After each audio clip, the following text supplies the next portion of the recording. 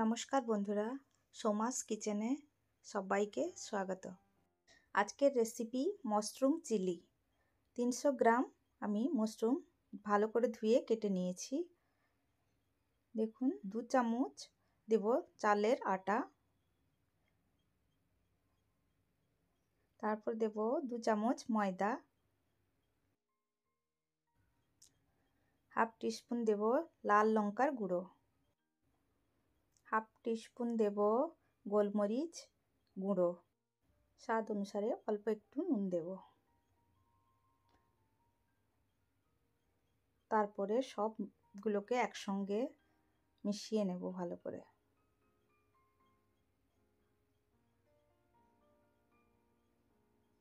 অল্প একটু জল দিয়ে ভালো করে মিশিয়ে নেব।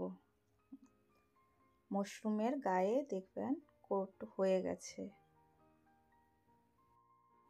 দেখুন ভাজার জন্য আমি আগে থেকে কড়াইতে তেল গরম করে নিয়েছি। একটা একটা করে সব দিয়ে দেব। তারপর দেখুন উল্টে পাল্টে ভালো করে ভেজে নেব। গ্যাসের আঁচটাকে মিডিয়ামে রাখতে হবে।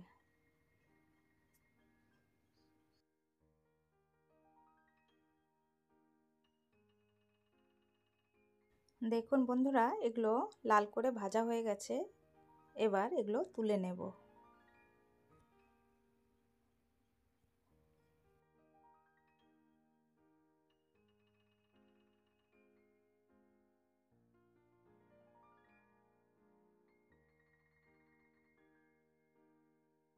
সেম প্রসেসেই মাশরুমগুলো ভেজে নেব।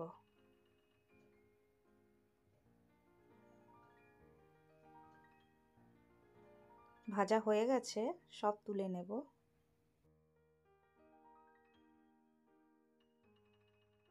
সেম কড়াইতে 1 চামচ তেল দিয়ে দেব। তার মধ্যে দেব রসুন কোচানো, আদা কোচানো, কাঁচা লঙ্কা কুচানো, একটু হালকা করে ভেজে নেব। ভাজা হয়ে গেলে পেঁয়াজ কুচি দিয়ে দেব, ক্যাপসিকাম কুচি দিয়ে দেব। এগুলোকে একটু হালকা করে ভেজে নিতে হবে। বেশি ভাজা চলবে না, একটু ক্রাঞ্চিনেস থাকবে। দেখুন বন্ধুরা, গোলমরিচের পাউডার দিয়ে দেব, নেড়ে নেব একটু। তারপরে অ্যাড করব সয়া সস 1 চামচ, 2 চামচ রেড চিলি সস দেব, তারপর 2 চামচ টমেটো সস দেব। মিশিয়ে নেব সবগুলোকে ভালো করে।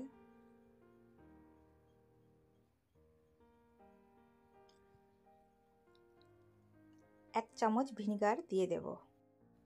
একটা বাটিতে কর্নফ্লাওয়ার 2 চামচ আর একটু জল দিয়ে মিশিয়ে নেব ভালো করে। মেশানো হয়ে গেছে দেখুন। ভাজা মাশরুমগুলো এর মধ্যে দিয়ে সবগুলো একসঙ্গে মিশিয়ে নেব। দেখুন আমার মেশানো হয়ে গেছে ভালোভাবে। এবার মাঝখানে একটু জায়গা করে কর্নফ্লাওয়ার মেশানো জলটা দিয়ে দেব, দিয়ে মিক্স করে নেব। বন্ধুরা, আমার এই মাশরুম চিলি রেসিপিটা যদি আপনাদের ভালো লেগে থাকে তাহলে সাবস্ক্রাইব করবেন, লাইক দেবেন এবং যতটা সম্ভব শেয়ার করে দেবেন। দেখুন বন্ধুরা, মাশরুম চিলি আমার বানানো হয়ে গেছে।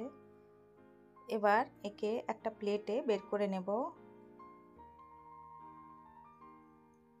এর উপর একটু ধনে পাতা কুচি গার্নিশিংয়ের জন্য দিয়ে দেব, দেখতে ভালো লাগবে।